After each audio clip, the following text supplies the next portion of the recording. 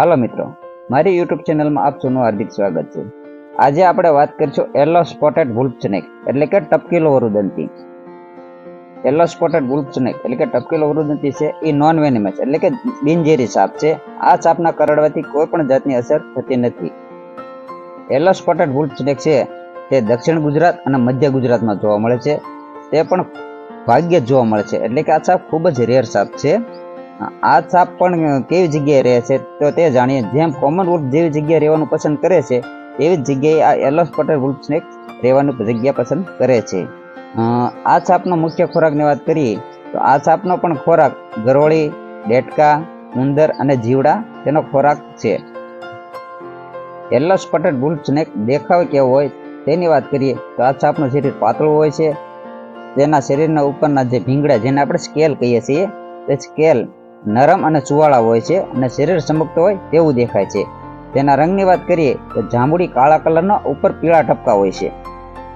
જેમ આપણે કહીએ છીએ યલો સ્પોટેડ વુલ્ફ સ્નેક તેના નામ ઉપરથી જ ખબર પડી જાય કે પીળા ટપકાવાળો સાપ। આ સાપનું પેટાળ સફેદ હોય છે। તેના મોઢાની વાત કરીએ તો મોઢું છે એ ચપટું અને આગળથી સાંકડું હોય છે અને આ સાપના માથા ઉપર જે માથાનો ઉપરનો ભાગ હોય ત્યાં પીળા કલરનું એક મોટું ટપકું હોય છે। આ સાપના જે જડબું એટલે કે જે ઉપર અને નીચેના હોઠની વાત કરીએ તો બે હોઠ, ઉપરનો હોઠ અને નીચેનો હોઠ સફેદ હોય છે।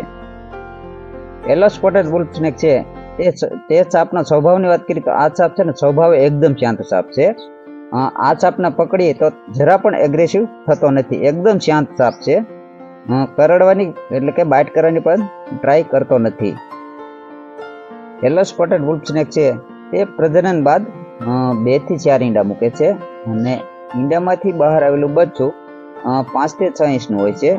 અને આ સાપના લંબાઈની વાત કરીએ આ સાપ છે 1 ફૂટ કે 1.5 ફૂટ સુધીના જોવા મળે છે। આ સાપની મહત્તમ લંબાઈ 1 ફૂટ ને 8 ઇંચ નોંધાયેલી છે। તો મિત્રો, આ હતી યલો સ્પોટેડ વુલ્ફ સ્નેક વિશેની માહિતી અને આપણો એક ઉદ્દેશ છે, મુખ્ય ઉદ્દેશ સાપથી બચતા રહીએ અને સાપને બચાવતા રહીએ। આપણે હવે આ વિડીયોને અહીંયા સમાપ્ત કરીશું। જય હિન્દ, જય ભારત।